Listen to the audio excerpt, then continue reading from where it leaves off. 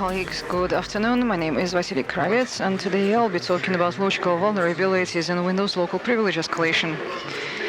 Let me introduce myself. I'm the head of information technologies research. We do pen testing and reverse engineering, and in my spare time, I look for vulnerabilities. In the last 5 years, I found several. I registered some. I didn't report others. And on the right, you see logos of the companies that suffered through my activities. So basically, you can say that I have covered almost all of the fields. You can see here antiviruses, game launchers, and Windows as such. It also had to suffer through me. Now, in my presentation, I will be talking about logical vulnerabilities, as you know. After that, we'll talk about privilege escalation, all of this in Windows.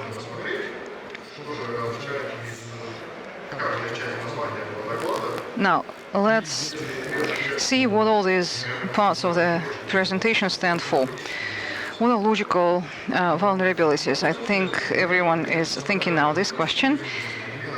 Well, I believe that logical are different from binary vulnerabilities. Logical vulnerabilities are the ones that that manifest themselves after a user or a malefactor affected the program with their own actions. And binary vulnerabilities are the more classical version, such as a buffer overflowing, and they are called binary because they are seen in the representation of the program as binary code, and we'll look for problems in the binary code. And in logical vulnerabilities, well, probably you may think that it's also related to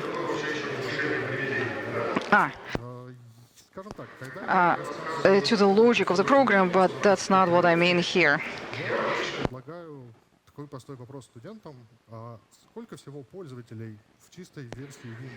I usually ask my students, after you install Windows, how many users are generated? Some people remember that there is an inbuilt admin that is generated together with the user. Maybe there is some low-tier user, a guest.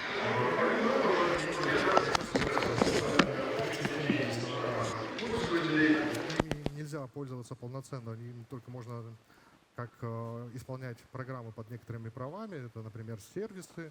Собственно, большинство этих пользователей имеют такие имена, как int-сервис, слэш и название сервиса.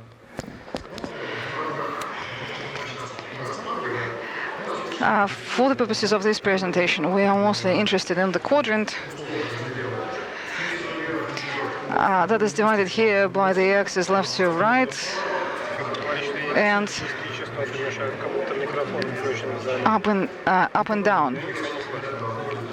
It's the user with Справа от него обычный пользователь, то есть у него как таковых ограничений нет на какие-то свободные действия, только нет прав. А сверху у нас располагаются такие полуадмины, это anti-authority service. There are those that have administrator right with a split token, administrator with a full token. The administrators who have not yet confirmed their rights, and the biggest admin is the anti-authority system, the full token administrator. Чисто технически повышение привилегий – это ситуация, в которой у вас пользователь ваш, да, получает возможности, которых у него не было, любые. И, например, You could not, you say you could not remove a file, now you can delete it. So that's called privilege escalation. Not everyone is interested in having the privilege escalated. We are mostly interested in this passage over the border that I've just identified, and the classical version of privilege escalator is to escalate your rights from the user to the system user, or to the system. So switching between different rights can be viewed as an interesting vulnerability. Microsoft determines its security borders in a very special way. In most of these passages, all of them apart from user to admin are not considered as a vulnerability. They may be perceived as a problem, a security problem, but not as a vulnerability. In order to get high privileged code, we need someone to start these codes, and that someone needs already to have the privilege. That means that we start with some basic primitives that execute high-level programs, so that these primitives must be open to our influence. Over here you can see creating a file with permissive access control list, creating directories and registry, or changing files, directories, and registry values, moving files and directories, deleting files and directories, and the classical option is when a program loads an external library, a DLL, or starts an external program. All these cases, all these scenarios can be abused in order to execute our own code in the future. у нас, наверное, не переусложнять всего, что можно рассказать. Основные техники, грубо говоря, 4. Во-первых, это какая-то манипуляция с библиотечками, DLL-ками, которую наверняка... So let's start with the basic techniques for LPE, DLL manipulation. I'm sure that you did it yourself. Another one is using symbolic links, then work with application journals, and the fourth option is the Kirchhoff's principle. Принцип Киркхофса наиболее всех выделяется. And the Kirchhoff's principle is something that very few people are familiar with, but we'll get to it and I'll explain what it means. Извиняюсь, то, о чем я сейчас говорил, вот к этому слайду относится. Рассмотрим манипуляции с DLL-ками. Let's start with the DLL manipulation. First of all, it's the most classical option, the DLL hijack or DLL injection or DLL auto hijacking. Binary planting, they're all names that we use to identify a situation when we would embed a DLL next to an app that will be loaded at the start.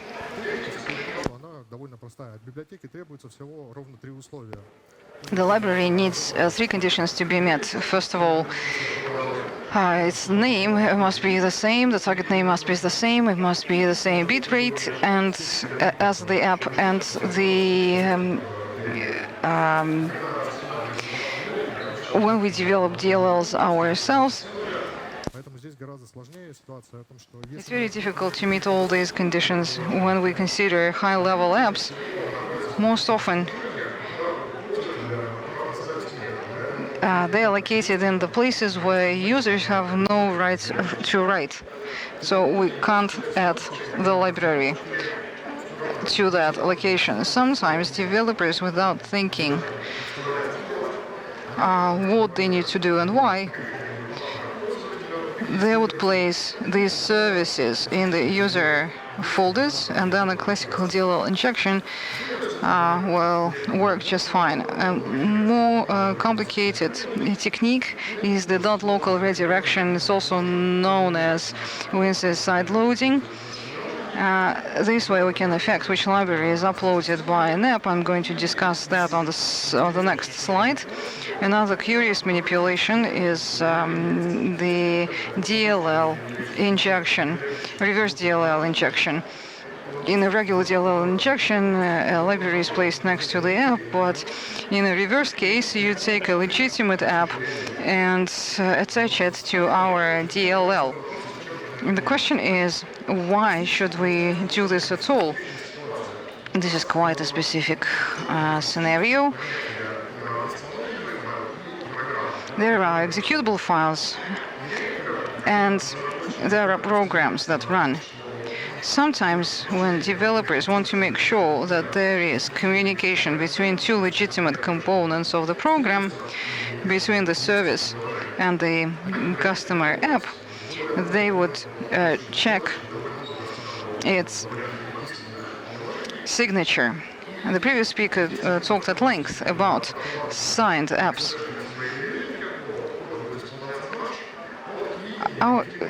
And we can make sure that on behalf of legitimate exe, our code is executed. If there is a check or similar manipulations, they will be successful because the exe file is quite legitimate, something that the other party expects. The application will not see a substitute. .local is a scenario when a library is uploaded from a WinSXS storage, then follows a long name, the version of the library, and its hash. That's part of the Windows technique to make sure that the app attached to a specific library would upload the expected library, but not the current library. So WinSXS is a huge storage of old libraries.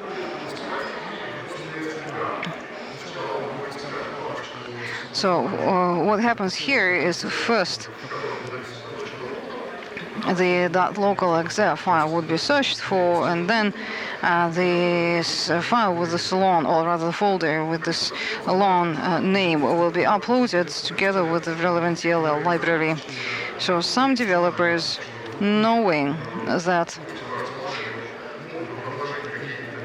some libraries can be planted on their path, they prevent this by prohibiting creating files in the exe directory. But it's still possible to create a folder there. So you create a .local folder, you add your library to this folder, and this is how you get it executed. Let's talk about symlinks use. In Windows, symlinks technique is the less common practice than in Linux. In Linux, you find symlinks more often. Still, Windows offers quite a list of symbolic links that can be created. On the slide, you can see only the main ones, the most popular ones. If you take the first option, it's just the most classical file-to-file symbolic link. It requires admin privileges to create one. It requires not the admin rights, but a privilege. But usually admin accounts have the relevant privilege. It's also possible to generate hard links. You can also make symbolic links in object directories, NTFS reparse points, also known as mount points. They work directory to directory, and there are other options as well, such as symbolic links for devices and registry symlinks. This diversity of links matters just because what happens often is that one file can pose as a different file, and usually in that case you use symbolic links. We want to get symbolic links. We don't have them yet. So it's possible to merge the two types of links that we can use and achieve our goal. For instance, we want to create a link C from original to C to destination. So first we generate a repass point in the from folder to the object directory RPC control inside Windows object directories, and they are the directories that contain mutexes, devices, symbolic devices, etc. They are based on the same primitives as regular directories. So in the repass point, in this symbolic link, Windows will not see an enemy. You will not be able to use it because it's not possible to view the content of this folder, but still the very fact of this link's existence will be recorded, and after that we will pave the path from the object directory to and send it via regular link to the target file. In object directory, it makes no sense. It will be just a useless object that no one will be able to use. But now, when the system will try to process this pathway, it will build first a link to repass point, and then using the link in the object directory, it will switch from one file to another, and we will have reached our destination. We will get a symlink from one file to another. This technique has its limitations. In order to create repass points, our directory, object directory, must be empty. We must have rights to create files in this directory. The directory should not be just empty, it should be available for write. And symlinks in the object directories do not require any special rights, but so that's why this mechanism is possible. Application logs. Well, first of all, application logs, is an excellent source of all kinds of information. Programmers leave a lot of information messages and debugging messages, and by consulting with those messages, we'll be able to adjust our own actions. Another option is log rotation.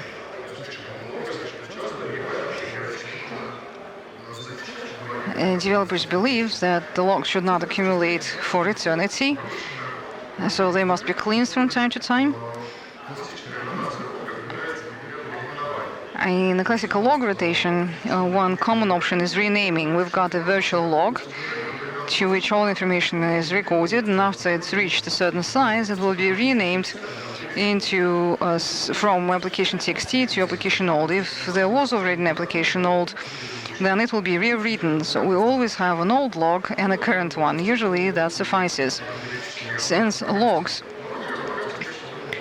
are requested by programmers from time to time, very often delicate and somewhere close to the user, they are opened from time to time, and that's how we can do a file-to-file link. By creating just 3 logs, we will be able to use log rotation and move the file from one place to another.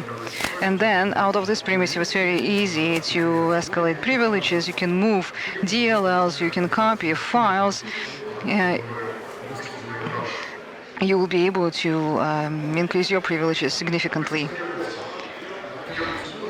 Kirchhoff's principle Kirchhoff was a Danish military cryptologist, and I think that he died 100 years ago, and probably he never expected to end up on a slide at such a conference. But Kirchhoff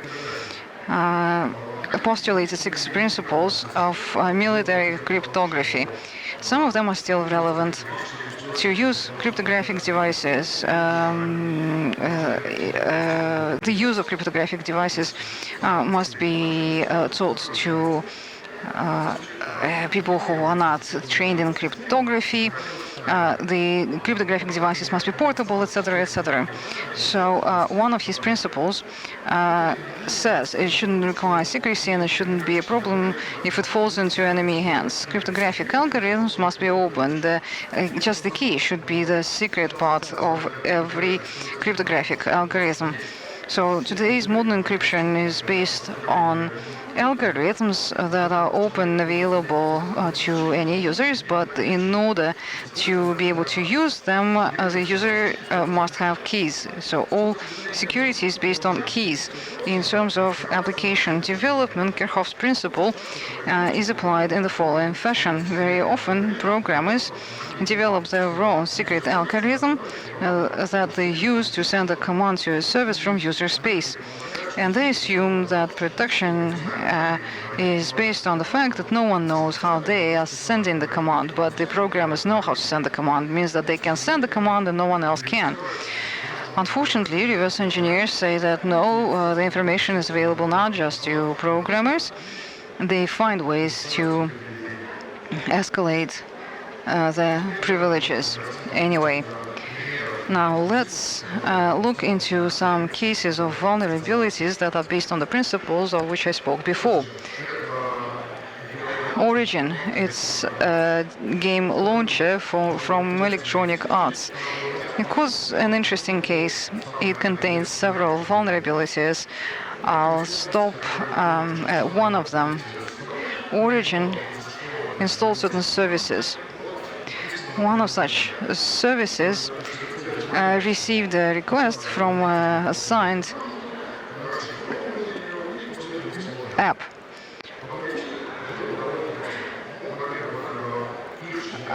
It was easy to bypass this restriction. The key was in the config of the user, and as to the signature, it was bypassed by reverse DLL hijack. So any user could add a binary file from origin to the DLL and send an encrypted request to start processes or to copy files.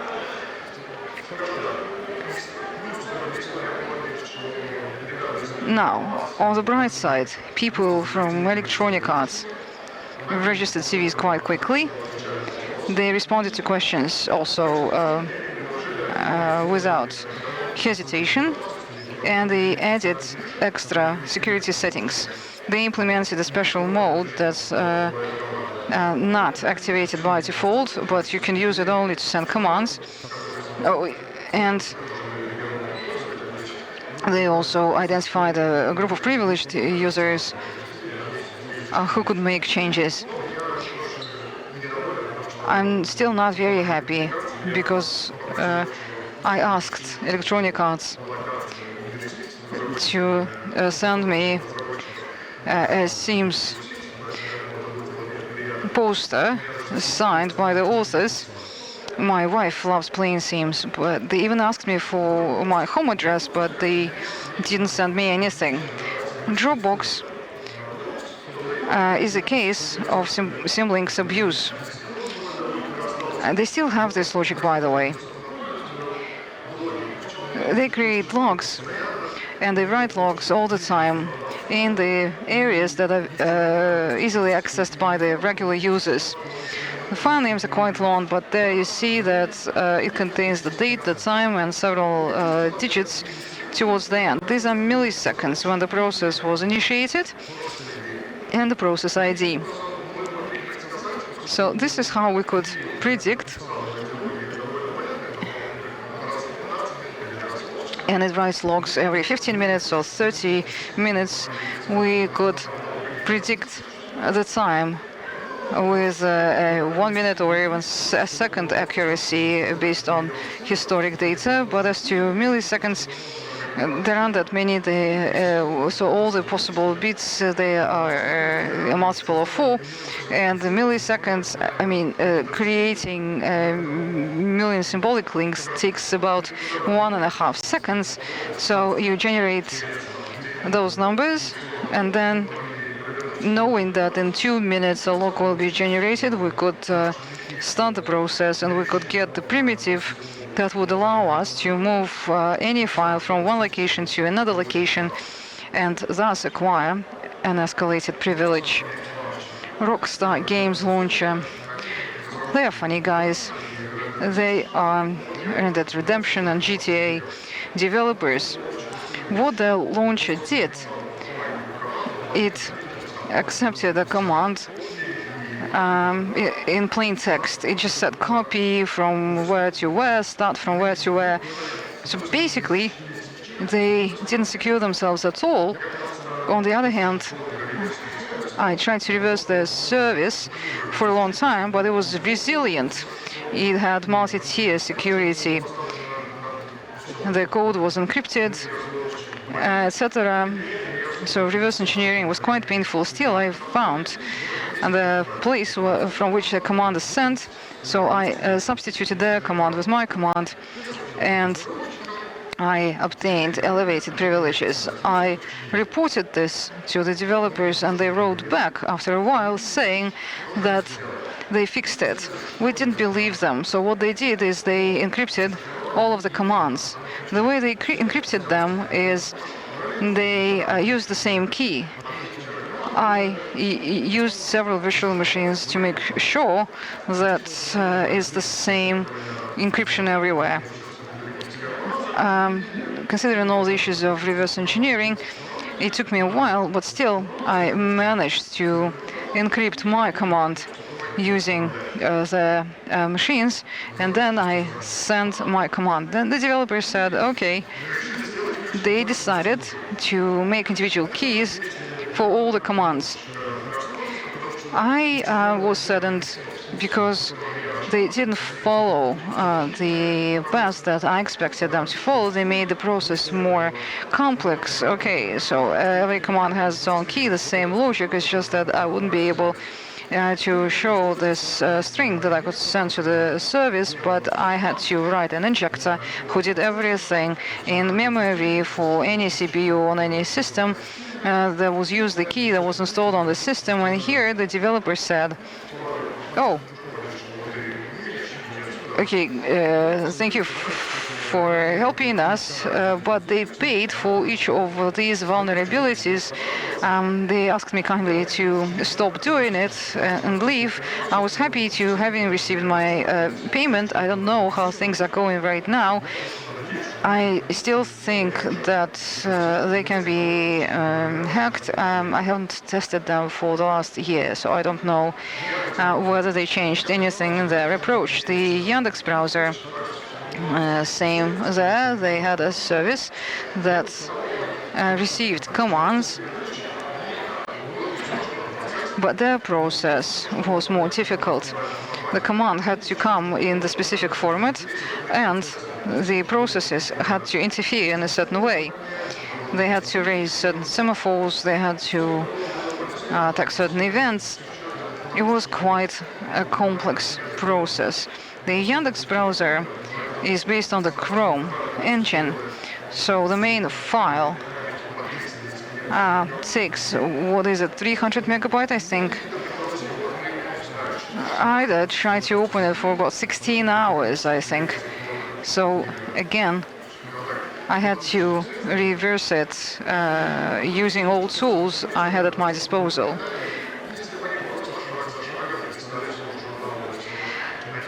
It would still be a secret to me, but they decided to write everything into the log. So we're waiting for the semaphore, waiting for the event. Here is the event. Okay, event executed. Anyway. Then people from Yandex started fixing it. It took them 1 year and 3 months. It looks like in the current version it's fixed. I'm not sure. I haven't checked for a bit. We've been in correspondence for 1 year and 3 months.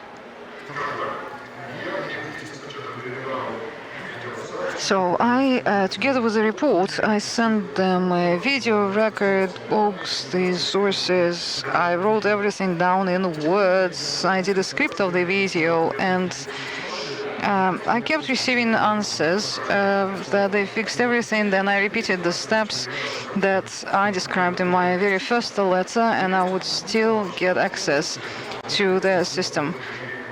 I repeated everything that I described in my first letter several times, and I would still be getting answers from them saying that they fixed it.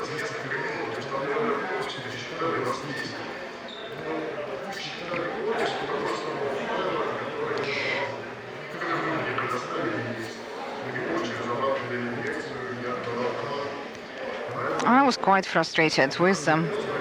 Well, anyway, sooner or later, it looks like they managed to patch this vulnerability. Well, I've just described the worst communication I had with the vendors. That was Yandex, but to do them justice, Yandex registered CVEs without any problems and quite quickly, and they sent me answers also very fast. As to how they are working, well, I'll leave it on their consciousness. The best response I got, I will not give you the names, but it was a Russian company. I found a vulnerability. The next day they came to talk to me to find out about the details, and 12 hours after we had this conversation, they released the patch and they started spreading it to the clients. I didn't ask for a CVE and they didn't offer me one, but in any case, that was the fastest response ever. How to avoid vulnerabilities? Well, first thing, don't consider yourself to be the smartest. Anything that you devised, another person will be able to understand or replicate. So use something simple, something standard. You use encryption, never do it in-house. And again, if one member of your team could develop it, then another person will be able to repeat that experience. Privileges. The principle of least privileges. That means a host of different things. First thing, I don't understand why an application needs a service. Service is something that requires a high level of rights. 90% of services I saw are needed just to update the program, and that's it. It means that it can be on the side of the user, just start another process, a second process with the user rights to update the program. Or BattleNet Launcher. This is how it works. That's how it's structured. It runs in the user space regime and does just fine. And last thing, know your data. What are you using? Which DLLs? Why? Which configs? Which folders? Which rights are assigned to which folder? If you control this, this will minimize the surface of attack for people like me or even blacker heads. I used to have a false item on the slide, but then I decided to remove it. Windows slowly but steadily is trying to make our lives more difficult. Even today, there are already mechanisms that change the order of all user DLLs. The search starts with the system folder, not from the folder where the application is stored. In hard links, you can't create them to the locations to which you do not have any rights to write. There is a rumor that they will be doing something about pop points. But despite all these restrictions or rumors, I mean, either the vulnerabilities are still there and can be can be abused. That's it from me. If you have any questions, I will be happy to answer them.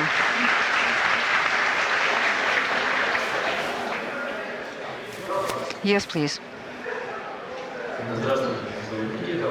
Hello, my name is Nikita. How do you select an app for research? Where do you get your inspiration?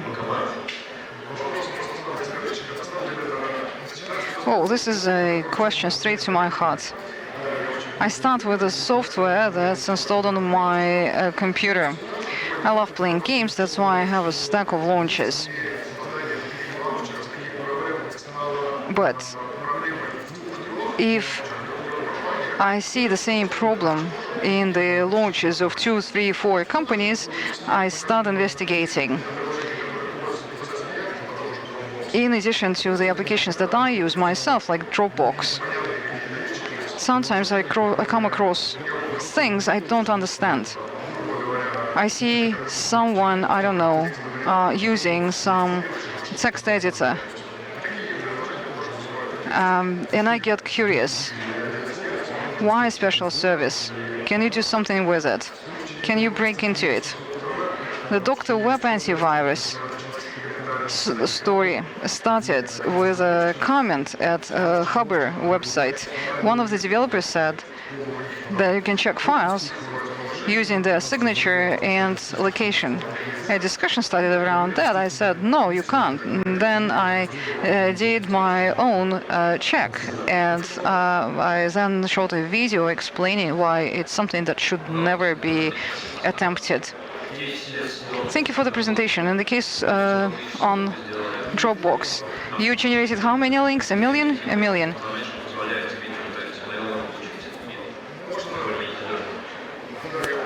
Yes, I understand your question. The problem here is it wasn't the main update process, but it was the process that started after the update and it created the file itself.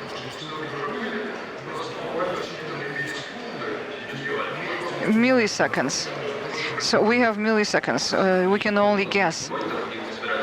What about mount points? There's a country user policy that prohibits scanning. Well, a prohibition is an option that was available in the insider guide of Windows 11, prohibiting mount point creation by users. Probably they wanted to create a privilege, just like with Symlinks, but it was in the insider preview, and I didn't see it beyond that.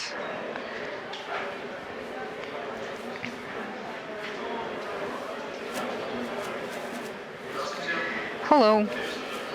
Thank you for the presentation. I have always wanted to know more about privilege escalation. Do you have any methodology and a list of tools that you use to find such vulnerabilities? Well, let me put it this way. 99% of my time I spend monitoring. Monitoring is the tool that allows me to monitor actions of the processes. I need to make a clarification. Vasiliy Kravets wrote a process monitor alternative. He called it Process Mono X. It's based on a different technology. Process Monitor is based on the driver and examines the request that comes from the driver. Process Mono X subscribes to messages from Windows and sees many more interesting messages. So I suggest that you use that tool.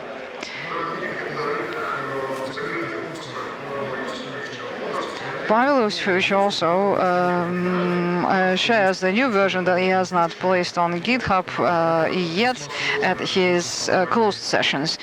It will be hard for you to get your hands on this latest version of his software, but maybe you can look that way.